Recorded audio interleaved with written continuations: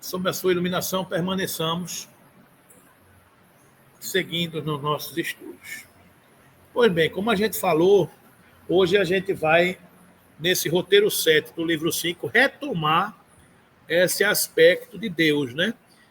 Uma pegada um pouco diferente dos estudos anteriores do livro 1, do EAD, que fala também sobre o conceito de Deus, mas aqui é uma análise comparativa das ideias de Deus, segundo os aspectos religioso, filosófico, científico e espírita.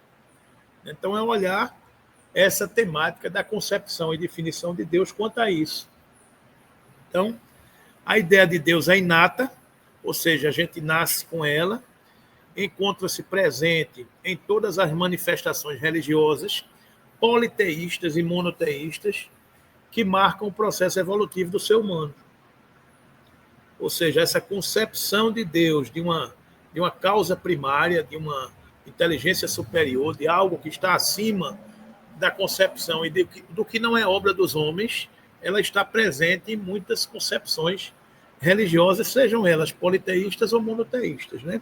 Politeístas, múltiplos deuses; monoteístas, o conceito de Deus único. A filosofia da religião, enquanto disciplina filosófica, investiga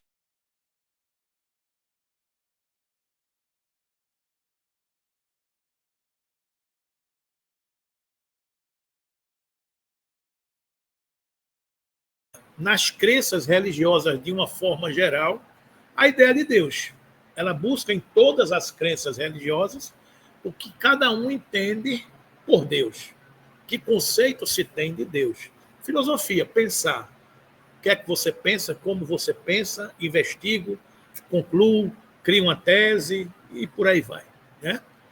Por processos racionais com o objetivo de determinar se são justificados ou não, separando-se das tradicionais interpretações teológicas e ritualísticas.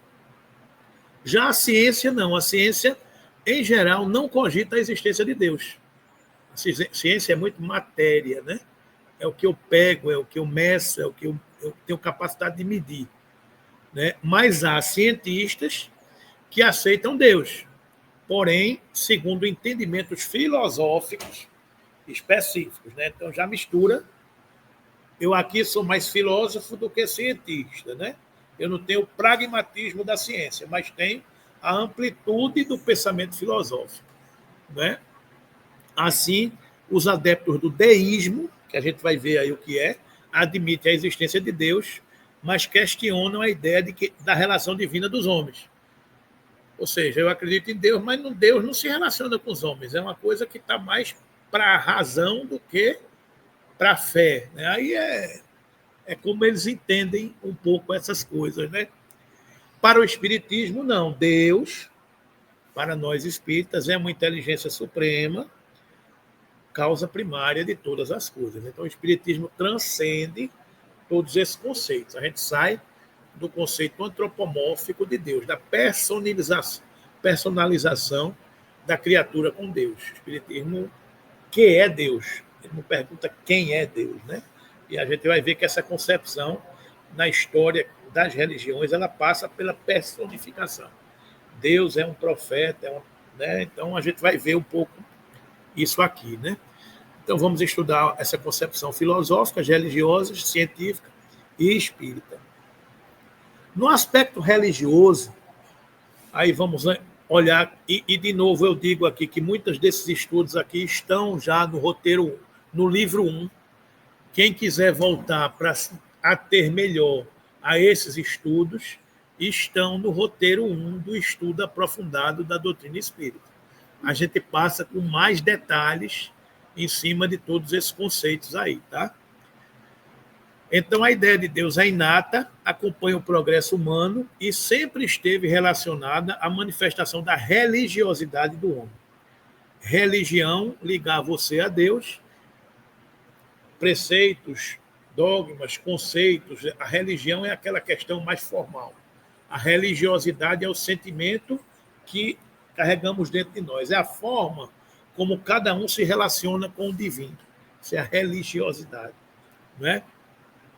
A manifestação da religiosidade do homem evolui de crenças politeístas, fundamentadas na existência de vários deuses para o conceito monoteísta presente nas diferentes religiões reveladas. Quais são as três grandes religiões monoteístas da humanidade? Cristianismo, judaísmo e islamismo. E boa parte da confusão daquela região ali de Jerusalém, de Israel, é porque existem templos religiosos das três grandes religiões monoteístas num raio de 2 quilômetros. Então, estas religiões lutam por uma mesma terra. A gente vai passar um pouco por isso aqui, mas é a crença que está impregnada no inconsciente de uma cultura, de uma determinada religião. É muito interessante perceber dentro do contexto histórico, dessa região, né? Assim, uma vida inteira. Conflito. E assim, a bandeira é, eles lutam, a guerra é tudo Deus, porque o meu Deus, não, é o meu Deus. É a herança, é um pouco o que a gente vai discutir aqui. É uma luta de um sectarismo religioso, de uma herança de uma terra prometida, a famosa Canaã, que a gente vai observar aqui.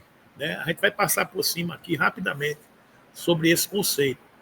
Porque aqui nesse nosso estudo aqui, por certo, tem algumas pessoas encarnadas, mas provavelmente tem alguns espíritos desencarnados. Alguns espíritos desencarnados que são assistidos pela casa, mas que muitos deles carregam essa cultura. Então, de repente, pode ser que tenham espíritos aqui muçulmanos, pode ser que tenham espíritos aqui judeus, pode ser que tenham espíritos aqui católicos tradicionais, e que todos três não convergem no conceito de Deus que a doutrina espírita está nos explicando. Pode ser que tenha espíritos aqui cientistas, pode ser que tenha espíritos aqui filósofos. Então, cada um está puxando a sardinha para a sua brasa. Cada um está puxando a concepção para o seu entendimento. E eu acredito em Deus, mas o meu Deus. Eu não acredito em Deus do seu Deus. Eu acredito em Adonai, em Yahvé, Javé, Jeová, que é como o judeu chama Deus. Mas a gente vai passar aqui por isso que, como foi proibido exaltar o nome de Deus, e os fariseus levaram isso ao pé da letra, eles começaram a não chamar o nome de Deus. Aí começaram a chamar nos cultos tradicionais o meu Senhor. Então, o meu Senhor, na prática pregada nas sinagogas, era Adonai. Então, se eu estiver falando com o espírito judeu, eu não posso falar Deus. Eu tenho que falar Adonai. Então, se eu estiver falando com o espírito muçulmano, eu não posso falar Jesus. Eu tenho que falar Alá. Porque Deus, é Alá, e Maomé é o meu profeta. É o meu profeta. Então, eu chamo Deus na cultura muçulmana, na religião muçulmana, e o nome de Deus para o muçulmano é Alá. E quem representa o caminho para Deus na cultura muçulmana é Maomé. Então, existem as concepções religiosas da religião, que é o orvalho divino, segundo Emmanuel, que cai sobre a terra e que se misturam com os elementos da natureza, no tempo e no espaço. Então, 1.300 anos antes de Cristo, o orvalho divino cai e ele é recebido por um missionário dos céus. Esse missionário dos céus é Moisés. E ele vem trazer a mensagem do Deus único, porque as crenças evoluem para o conceito monoteístas. Então, Moisés vem trazer a grande mensagem de dizer que Deus é único. Moisés seria Jesus. Não, Moisés é Moisés. É um profeta, é um espírito enviado por Jesus, que é o governador planetário. Vamos entender o conceito espírita de revelação. Para nós espíritas, vamos entender o conceito espírita de revelação. Deus é a inteligência suprema, a causa primária de todas as coisas. E Deus não é personificado na personalidade A, B, C ou D. Deus tem um conceito antropomórfico para a doutrina espírita. Ele sai da cogitação humana. Deus é a fonte de saber, é a fonte de luz, é a fonte de poder, como está aqui. Em geral, as religiões monoteístas são concordantes, convergem em 3 aspectos. Deus é onipotente, onipresente e onisciente. Onipotente, poder, ele tem todo o poder absoluto sobre todas as coisas. Onipresente, ele está em toda parte. Onisciente, ele sabe tudo. Então, tanto para o cristianismo, quanto para o judaísmo, quanto para o islamismo, Deus é onipotente, é onipresente e é onisciente. Isto é um conceito de Deus. A coisa se amplia. Agora, para o judaísmo, que é uma crença monoteísta, quem é que segue o judaísmo? Os judeus. Quem é o profeta dos judeus? O representante de Deus para os judeus? Moisés. De onde vem essa crença? De novo, visitem o livro 1 do estudo do EAD, as crenças não cristãs, o judaísmo, o islamismo, visitem que está lá detalhado. Mas, resumidamente, o pai Abraão, o pai da fé, 1.800 anos antes de Cristo, sai do monoteísmo, dessas religiões e dessas crenças. Não existia Moisés. Abraão, o pai da fé, recebe a incumbência de encontrar a terra prometida, por visão.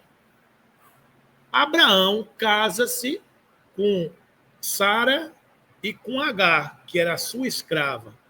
Do casamento de Abraão com Sara, ele não conseguia ter filhos, mas ele teve filhos com a escrava, com Agar. Quem foi o filho de Abraão com Agar?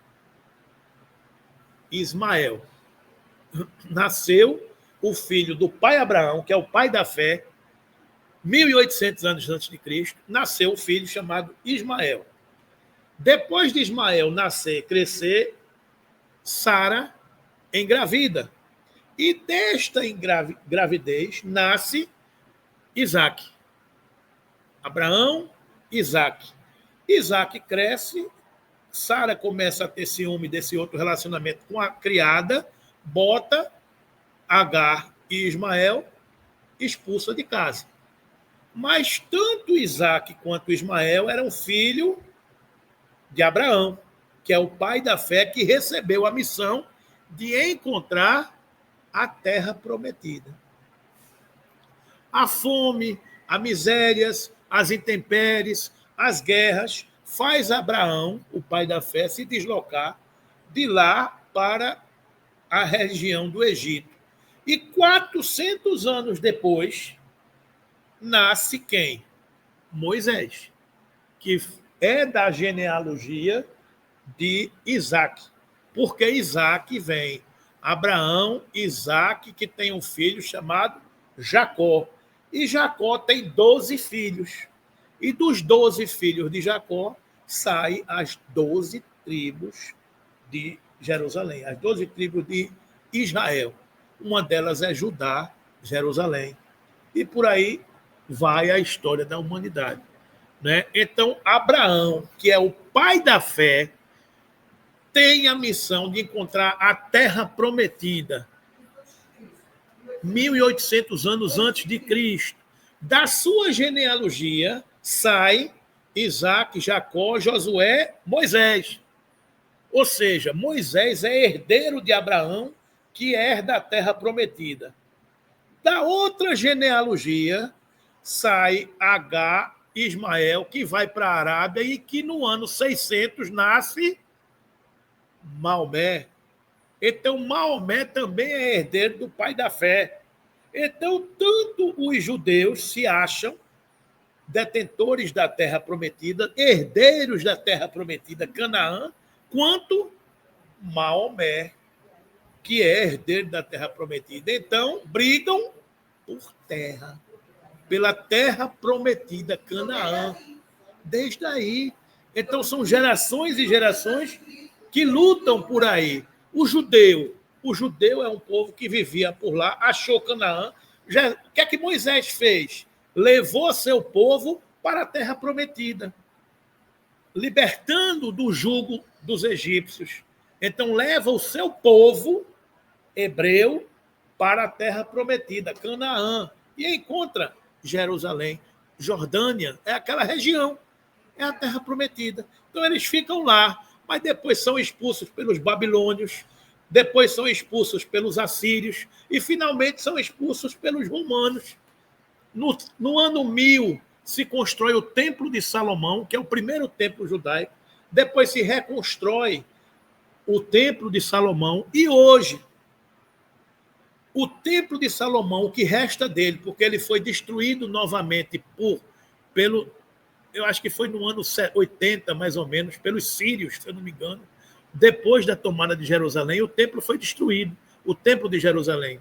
E só resta do templo o grande muro, o Muro das Lamentações, é parte do grande templo de Salomão. E este Muro de Lamentações fica a 2 quilômetros da Igreja da Natividade, do ponto onde nasceu Jesus. E fica a 2 quilômetros da Igreja do Templo de Ascensão, que é o terceiro ponto religioso mais importante dos muçulmanos, que é a igreja onde ascendeu Maomé para os céus. Ou seja, num raio de 2 quilômetros, você tem o templo sagrado dos judeus, você tem um templo sagrado dos cristãos e você tem o terceiro templo mais importante dos muçulmanos. Então está ali todo mundo brigando por aquele território. Tanto é que em 1948, quando houve a partilha e o episódio para resolver a região de Jerusalém, de Jerusalém, se resolveu Israel, mas Jerusalém se pegou 1% do território de Jerusalém e disse: esse território aqui não é de ninguém, é da ONU. Por quê? Porque ali estava um ponto de convergência e de discussão de 3 grandes religiões monoteístas. Então, aqui não é de ninguém, é de todo mundo. Então, eles se respeitam, porque lá estão a fé judaica, a fé cristã e a fé dos muçulmanos. Então, é confusão. É confusão. Então, isso tudo que a gente está vendo aí é cultura que você nasce odiando, você nasce com um adversário, você nasce de um jeito, nasce com outro. Então, é o conceito de Deus que está por tudo isso aí. Então, para o muçulmano, quem é Deus? Alá. Quem é o representante de Deus? Maomé. Para o judeu, quem é Deus?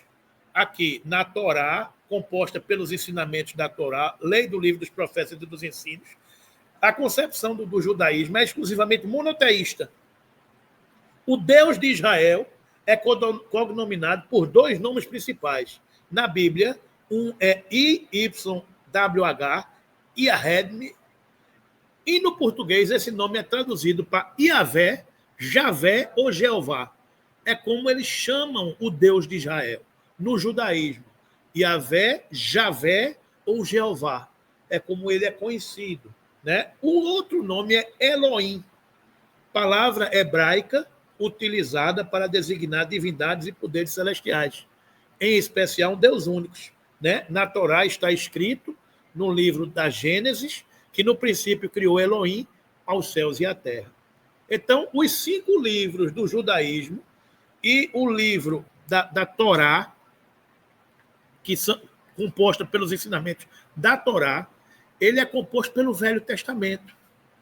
Então, os livros do judaísmo são os 5 livros de Moisés. Gênesis, Números, Levítico, Deuteronômio e mais um, qual é? São 5 livros. Gênesis, Número, Levítico, Deuteronômio e mais um que eu não estou lembrado. São 5 livros de Moisés que compõem a coleção do Velho Testamento, que nós também seguimos. Né? Então, esses são os livros do judaísmo. E também tem os livros dos profetas, que compõem a coleção do Velho Testamento, que nós seguimos na Bíblia Sagrada. Então, a coleção do Velho Testamento está aqui. Ó. Após o exílio na Babilônia, no século, especialmente a partir do século III, ao retornar para a Terra Prometida durante o Império Persa, os judeus desenvolveram um forte temor ao pecado da idolatria. Não usareis o nome de Deus em vão. Então, eles tinham muito medo desse pecado, de não usar o nome de Deus em vão.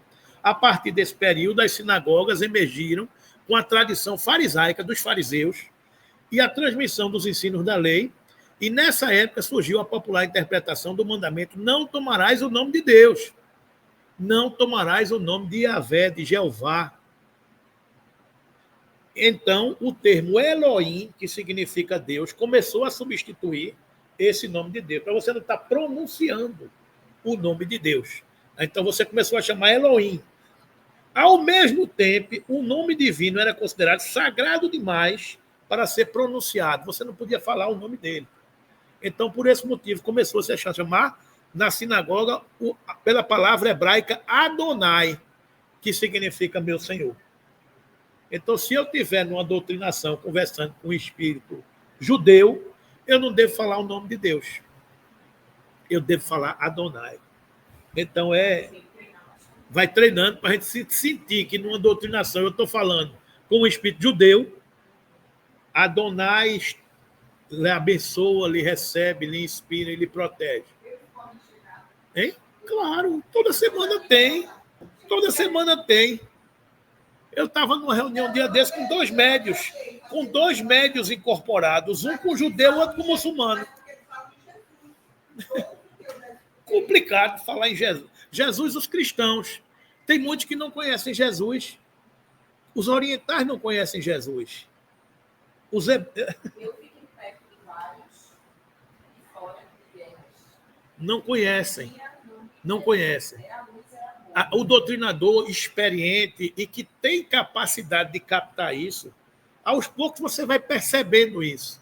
Eu já tive várias doutrinações com 2 espíritos ao mesmo tempo, um muçulmano e um judeu, que estavam em conflito na faixa de Gaza. Para um eu não podia falar Jesus, para os 2 eu não podia falar Jesus, mas para um eu podia falar Alá, mas para o outro não podia.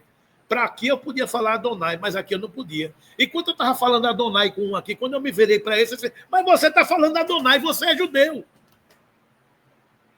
Então, não, você calma, o Deus é o mesmo, você é Adonai, você é Alá, e Maomé é o seu profeta. Ou seja, você conecta, porque está entendendo o psiquismo da concepção religiosa e acolhe. Esse é que é a questão. E no mundo espiritual, ao desencarnar, ele não vai encontrar espírito espírita. Ele vai encontrar espírito da sua crença religiosa, que está o acolhendo. Porque a mensagem vai convergindo. Esse é o estudo espírita, que a gente vai se preparando para entender e para colocar. Né? A gente vai se preparando para ter esta sensibilidade. Então, a doutrina espírita é essa concepção que entende o conceito de Deus como a inteligência suprema, a causa primária de todas as coisas, entende o conceito de Jesus, que é o governador planetário, é o espírito mais perfeito, é o guia e modelo que já passou por aqui, e que com Jesus existem vários profetas, que pelo conceito de religião de Emmanuel, ele diz que a religião é o orvalho divino, que cai no tempo e no espaço, com a cultura de cada local, com a região de cada local, com o povo de cada local, e este conceito se mistura com os elementos da Terra. Então, Maomé, Lao Tse, Buda, Maomé, todos esses são representantes de Deus, traduzindo a mensagem para que seu povo entenda no tempo e no espaço. Ou seja, recortes do tempo e do espaço. A mensagem é uma só, mas quando cai na sua cabeça, na sua cultura, no seu tempo, no seu espaço, ela se mistura com o que você tem dentro. E a resultante que sai cria aquela corrente daquele tempo e daquele local. Quando cai na cabeça de Cláudia, acontece na de Sônia. Cada um vai tendo a sua concepção. Se eu pegar aqui uma página em branco e mandar cada um escrever uma redação sobre o amor, cada um vai falar o que entende de amor. Embora os conceitos convirjam, ninguém vai dizer a mesma coisa. Mas dependendo da sua cultura, você pode brigar com o outro para dizer que o seu conceito de amor é o certo e que o seu está errado. Então, muitas vezes, é isso que acontece. Todo mundo bebe na mesma fonte, mas quando se mistura com a sua concepção, a confusão está estabelecida. Então, esse é o ponto da concepção religiosa de Deus. Então, o judaísmo tem essa concepção religiosa. Os cristãos têm a concepção religiosa de Deus. E que já começa a mudar com a concepção religiosa do espiritismo. Porque para o cristão, Deus, Jesus e o Espírito Santo é o quê? É a mesma coisa. É o conceito de Deus Trino, que a gente passou a vida toda aprendendo, estudando e internalizando isso. Então, para os cristãos católicos, Deus, Jesus e o Espírito Santo é a mesma coisa. Personalizam-se e fundem num só conceito, do conceito do Deus Trino. Para nós espíritas, Deus é a inteligência suprema, a causa primária de todas as coisas. Para nós, Jesus é um espírito mais perfeito que já passou por aqui e está no topo da escala, mas é o governador do planeta. É o representante de Deus, é o preposto de Deus diante de nossa humanidade. E o Espírito Santo são vários espíritos que podem ter atingido um grau na escala espírita de estar propagando uma determinada verdade. Ponto. Mas a gente tem essa concepção. A gente vai sendo revelado por essas informações de tempos em tempos. Então, se eu chegar para um católico, por exemplo, que ele está brigando comigo nas reuniões, dizendo que vocês não têm direito de estar falando no nome de Deus da forma que vocês falam. Aí começa o sectarismo dentro do cristianismo, que a gente estuda também no roteiro 1, as guerras religiosas, o protestantismo, as cruzadas, o cisma do Oriente, aí toda essa história em torno da ideia e concepção de Deus e de religiosidade. Eu comecei agora o trabalho e falo tudo. É. Eu acho que estou achando difícil a leitura, mas aí me chamou a atenção, sabe? É por aí, é por aí. Então, Deus Trino. É. O Novo Testamento relata a história de Jesus e da constituição do cristianismo e o nome dado à coleção de livros que compõe a segunda parte da Bíblia cristã. Então, a Bíblia cristã tem duas partes. Velho Testamento, que se confunde com os livros do judaísmo, e o livro religioso do judaísmo é o Torá, que é a interpretação do Velho Testamento. Então, e qual é o livro religioso dos muçulmanos? Alcorão. É o Alcorão, que é um livro escrito por Maomé, recebido por Maomé. Né? Então, este é o conceito das três grandes religiões monoteístas. Judaísmo, Torá, Velho Testamento, Profeta, Moisés. Cristianismo, Bíblia Sagrada, Profeta, Jesus. E o conceito se funde Deus Trino, Deus Pai, Deus Filho, Deus Espírito Santo. Judaísmo, livro sagrado, Alcorão, Profeta, Maomé, nome de Deus, Alá. E existem outras tantas religiões no planeta, muitas delas derivadas direta ou indiretamente desse núcleo monoteísta. Temos, assim, o Avesta do monoteísta, o livro dos mormons, denominados os santos dos últimos dias, o livro do Guru Granth, do Sikhismo, o Dayan, ou Exposição, dos Abib, por aí vai. Então, tem religião e conceito de Deus para todos os sabores. Né? Então, cada um vai entendendo da forma que quer entender e que a religião se mistura com o elemento do tempo e da cultura que ele tem e forma a concepção que ele tem de Deus. Né? Agora, nós espíritas, já está aqui, já foi dito aqui, não. Deixa eu ver aqui. Não. Depois eu vejo isso. Para nós espíritas, o conceito de Deus, ele é um conceito antropomórfico, que Deus é a inteligência suprema, a causa primária de todas as coisas. E Jesus, quando revela, eu sou o bom pastor, existem e eu conheço as minhas ovelhas, e das minhas ovelhas sou conhecido.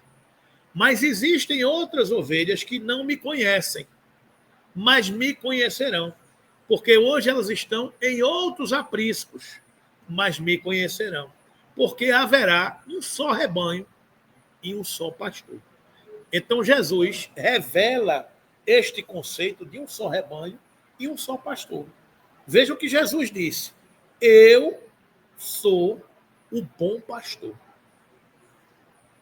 Jesus chega e diz: eu sou o bom pastor. Eu conheço as minhas ovelhas. Quais são as ovelhas do Cristo? Os cristãos. E das minhas ovelhas sou conhecido. Ou seja, os cristãos conhecem a Jesus. Mas existem outras ovelhas que estão em outros apriscos. Ou seja, existem outros filhos de Deus que estão em outras concepções religiosas. Estes não me conhecem, mas me conhecerão. Ou seja, ele projeta para adiante essa perspectiva. Porque haverá um só rebanho. Que só rebanho é esse? A família humana. E haverá um só pastor. Ele, o guia e modelo da humanidade. E todos os outros são representantes dessa mesma fonte, bebem dessa mesma fonte. Esta é a concepção que a doutrina espírita tem de todas essas informações de Deus, Jesus, Espírito Santo e essas concepções religiosas do mundo. Né? Concepções filosóficas de Deus. Para Leon Denis, o grande filósofo espírita do passado, a ideia de Deus se afirma e se impõe fora e acima de todos os sistemas, de todas as filosofias e de todas as crenças. Importa considerar, porém, que ainda que a crença em Deus esteja fundamentada nos ensinos de uma dada religião ou filosofia, é preciso admitir que tal compreensão se amplia com o tempo à medida que o homem evolui.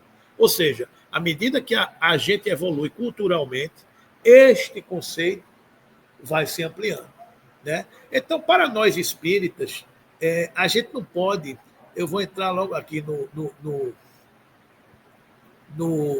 causa da hora, eu vou entrar... Vamos entrar aqui, passar rapidamente na concepção científica de Deus. Em geral, a ciência não cogita a existência de Deus, é aquela história que a gente estava falando aqui. A ciência é pragmática. Eu já dissequei muitas almas humanas e nunca encontrei uma alma. Porque ele quer encontrar dentro do corpo humano a alma medida, mensurável, tangível. Não vai encontrar, porque a alma é de uma outra dimensão. Não é? Mas muitos cientistas, inclusive alguns de renome, aceitam a ideia e têm apresentado boas contribuições a respeito do assunto. Um deles foi Einstein, que afirmou: minha religião consiste em humilde admiração do espírito superior e ilimitado, que se revela nos menores detalhes que podemos perceber em nossos espíritos frágeis e incertos. Essa convicção, profundamente emocional, na presença de um poder racionalmente superior que se revela no incompreensível universo. É a ideia que faço de Deus. Ou seja, Deus está presente para Einstein humildemente nas questões que ele pode perceber nos menores detalhes. Você olha para uma planta e vê que ela está verde. Quem foi que fez a planta verde? Quem fez a planta verde? Porque a planta verde está hoje verde e amanhã está seca. Ou seja, são detalhes que fogem à compreensão humana, que tem alguma inteligência por trás de tudo isso, orquestrando tudo que a gente está vivendo. Né? E quando a gente vai discutir isso, as pessoas começam a olhar, por exemplo, o nosso mundo, sem ter a dimensão do outro princípio da doutrina, a pluralidade das existências. A gente ainda ontem estava discutindo na reunião mediúnica como é que é essa vida no mundo espiritual. É do jeito que a gente tem aqui. Como é que é lá? Tem casamento, tem namoro, tem móvel, tem. Como é isso? Tem ingresso, que você vai para o campo da música.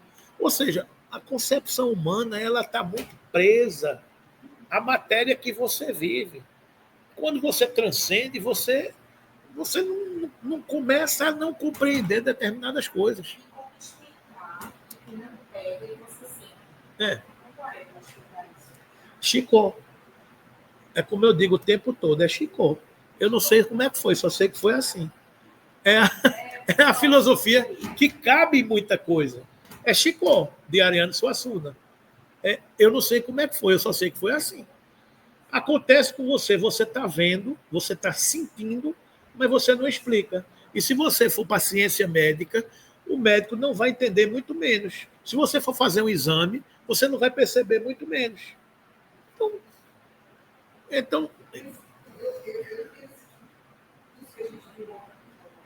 que é a comprovação exata do espiritismo. Porque a gente leva assim, porque o que seria aqui, para nós, para mim, entendimento espiritismo? Olha, somos afetos.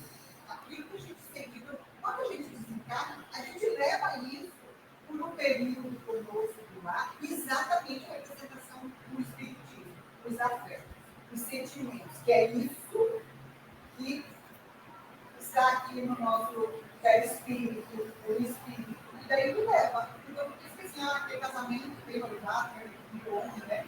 Tem. Depois você vai. Mas você não sabe, por exemplo, você está aqui pensando, falando e entendendo, e sentindo.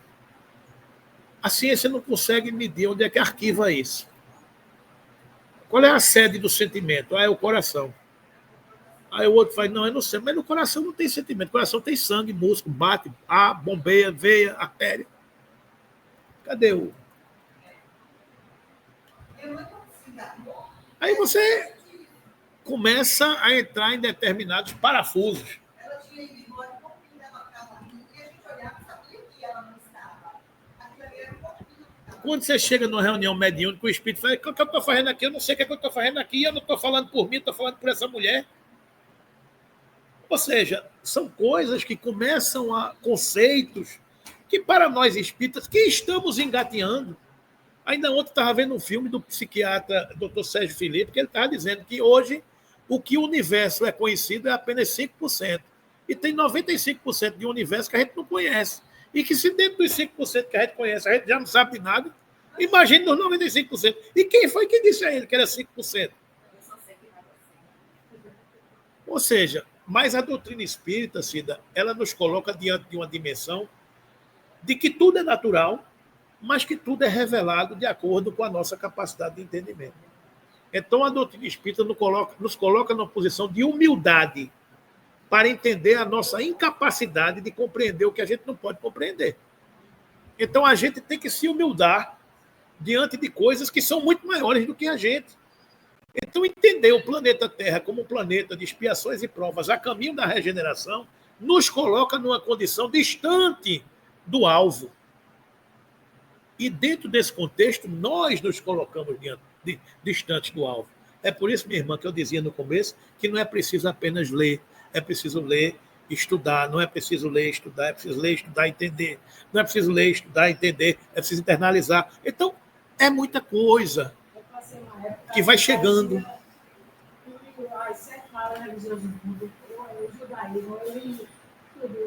Ele ia querendo, lembrei que vai ser o sentido da vida. Aí eu parei porque eu vou ficar maluca. Porque não cabe, o nosso cérebro é muito menor. O nosso cérebro é menor do que o que está de informação. Né? Então, outro cientista respeitável, o pai do genoma, né, Francis Collins, autor do livro A Linguagem de Deus, diz o seguinte: o cientista percorreu o árduo caminho do ateu, confessa, porque o ateu confessa. Ateu não acredita em Deus. A cristão convicto, enfrentando inúmeras dificuldades no meio acadêmico para confessar sua crença em Deus. Ou seja, no meio acadêmico, o cara dizer que acredita em Deus, aí começa a ter preconceito, né? Percebeu quão limitada é a visão dos cientistas em relação a certos questionamentos humanos, tais como por que estamos aqui e qual o sentido da vida. O cara começa a entrar em parafuso. Né? Então, gente, aí entra a concepção espírita de Deus, para a gente fechar esse conceito aí. A doutrina espírita nos revela Deus de forma semelhante às demais revelações monoteístas, Pai e Criador Supremo, ainda que não ignore a existência de pontos interpretativos diferentes. Os seguidores, os seguintes exemplos servem para exemplificar o assunto. Deus é a inteligência suprema, a causa primária de todas as coisas. Significa dizer que o Espiritismo não se orienta pela visão antropomórfica de Deus, um homem do ponto de vista maior, ainda que mantenha a concordância com as demais religiões monoteístas de que Deus é o Criador Supremo do universo e dos seres. Agora, meus irmãos, eu vou dizer uma coisa. Num determinado momento, Jesus chegou e disse: eu vou para a Terra. No ano 0, Jesus veio até nós. Porque Jesus veio para personificar a imagem do ser superior, a imagem de Deus. Porque é aquela história, se eu fechar os olhos e pensar em Deus, você vai pensar em quem?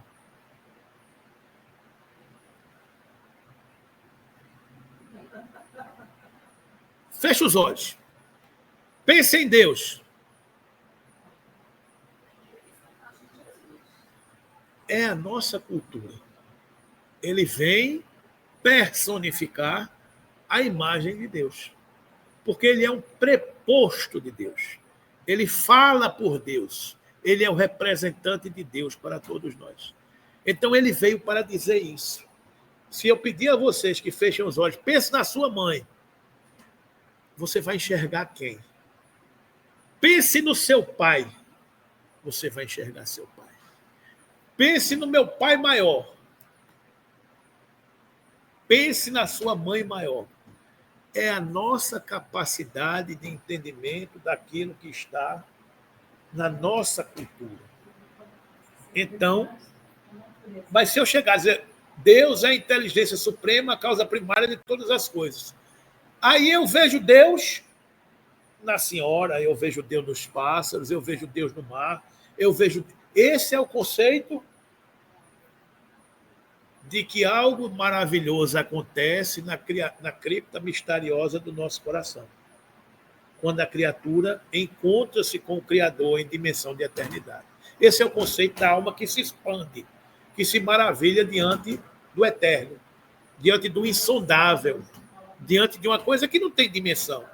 Mas, para exemplificar algo que a gente não tem condições de pegar, mas que precisa sentir, Jesus diz, eu vou botar a minha cara. Porque eu e o Pai somos uno. Então não há pecado e não tem dificuldade nenhuma a gente achar que Deus e Jesus é a mesma coisa. Não há pecado os muçulmanos achar que Alá e Maomé representam. Não há pecado o outro achar que Yahvé, Elohim, Adonai e Moisés é a mesma coisa. É a cultura de cada um. Mas a gente vai evoluindo no conceito que temos e ouve o nosso guia e modelo, Jesus, quando diz, eu sou o bom pastor. Quando a gente entende o que ele está querendo dizer, a gente deixa de brigar e discutir no terreno das visões relativas e circunspectas do tempo e do espaço. Porque a gente olha para cima da montanha. A gente olha lá adiante quando enxerga Jesus dizendo quem é meu pai, quem é minha mãe, quem são meus irmãos. Meu pai, minha mãe, meus irmãos são todos aqueles que seguem e fazem a palavra do Pai que está nos céus. É o conceito de Jesus, é o conceito da família humana. Então, irmão enxerga irmão, irmão perdoa irmão, irmão dá mão a irmão. Então, este conceito transcende, porque Deus é a inteligência primária, a causa primária de todas as coisas. E não Deus do meu planeta, Deus do universo. Então, a coisa é muito maior. Né? A ideia de Deus é inata, não resulta de educação religiosa. ensina aos espíritos superiores que, se a ideia de Deus fosse apreendida apenas pelos ensinos, os selvagens não trariam consigo este sentimento. Ou seja, a gente traz Deus dentro da gente. Está no nosso DNA a assinatura de Deus, presente em toda parte, né?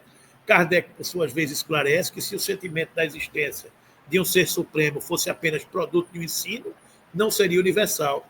E como sucede com as noções científicas, só existiria nos que houvessem podido perceber esse ensino. Ou seja, Deus ele é revelado em toda parte. Não precisa ninguém explicar, porque todo mundo sente, né? Devemos amar, não temer a Deus. Muitas religiões ensinam que os males que nos acontecem são punições divinas pelos nossos pecados.